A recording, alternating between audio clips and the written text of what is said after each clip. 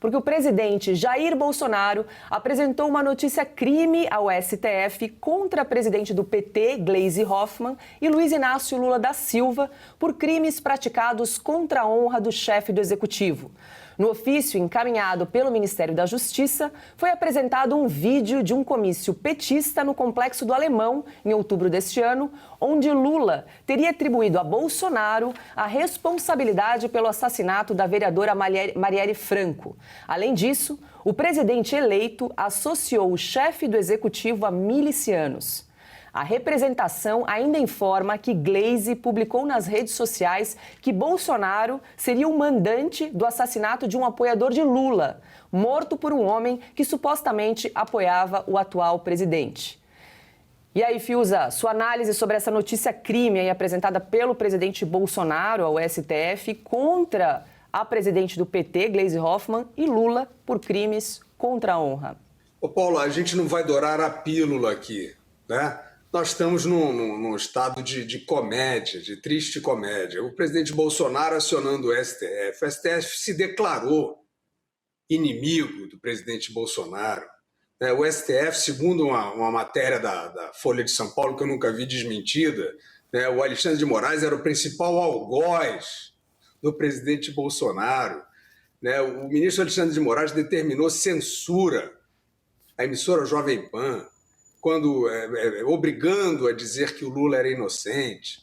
Eu não sei de onde a gente pega para discutir justiça mais. A própria justiça se desmoralizou. A própria justiça, vai haver, por exemplo, a deputada Bia Kicis mencionou, essa reunião da comissão no Senado, convocada pelo senador Eduardo Girão, para discutir irregularidades na eleição presidencial. Isso é um fórum muito importante, quando o TSE simplesmente se recusa a apreciar qualquer irregularidade e persegue aqueles que apresentam, como está fazendo com o partido político. O que falta mais? O que falta mais para ser dito, para ser concluído, sacramentado e sentenciado que a justiça brasileira desistiu de ser justiça, desistiu de ser justa? Então, o presidente Bolsonaro faz um movimento, ele assinala mais uma vez, o comportamento desequilibrado da justiça, que deu direitos de resposta à campanha do Lula muito mais do que a dele, várias questões que serão averiguadas, por exemplo, nessa comissão no Senado amanhã, como por exemplo, a questão das inserções de rádio, que misteriosamente apareceram, especialmente no Nordeste, milhares de inserções a menos para a campanha do presidente Bolsonaro. Isso tudo, Paula, não é um território de luz, Isso tudo não é um território republicano, não é um território dentro da institucionalidade das quatro linhas. Isso aí a gente está falando de algo que é fora das quatro linhas. Então, é claro, estes embates vão continuar acontecendo, mas, infelizmente, a gente percebe que vai ter que haver uma reação mais robusta, Talvez possa começar aí nessa comissão do senador Girão, e o que a população está nas ruas quer é apenas isso. É o vale tudo? É o vale tudo que está instaurado? Porque esse tipo de visão, de decisão sem revisão, muitas vezes tomada por um ministro apenas, isso todo mundo já entendeu que não é democrático. Isso todo mundo já entendeu que é fora das quatro linhas e que é o vale tudo. Então, é isso, o presidente faz lá as suas ações e, evidentemente, o que a população imagina, essas pessoas que estão nas ruas e que muitas foram lideradas por ele, imaginam é que ele também percebe esse estado aí de amoralidade na cúpula dos poderes da República, e ela acredita que ele tem uma visão crítica em relação a isso e que ele vai exercer essa crítica da maneira que melhor lhe aprouver, Mas é isso, a população não vai mais ficar esperando para ver se vão dar ganho para o Bolsonaro ou não, porque o STF já está com a sua parcialidade totalmente assumida. E aí, Ana, sua avaliação sobre essa análise, aliás, sobre essa notícia-crime apresentada pelo presidente ao STF? É difícil quando você tem que apresentar algum recurso e pedir ajuda para aqueles que você sabe que estão remando contra você. né? E durante muito tempo, nos últimos 4 anos, isso foi o nosso cotidiano. Nós vimos isso nos últimos 4 anos. Então, a quem recorrer, né? O que a deputada Bia Kicis disse na entrevista, acho muito importante salientar, sobre as manifestações, delas continuarem nessa resiliência, quase 30 dias nas ruas, porque foi assim que a história mudou em muitos países. O que vai dar? Ninguém sabe.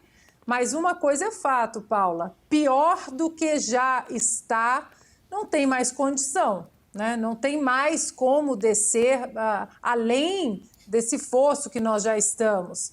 E aí você vê uma notícia dessa, o presidente Bolsonaro tendo que acionar o STF, sabendo que o STF/TSE,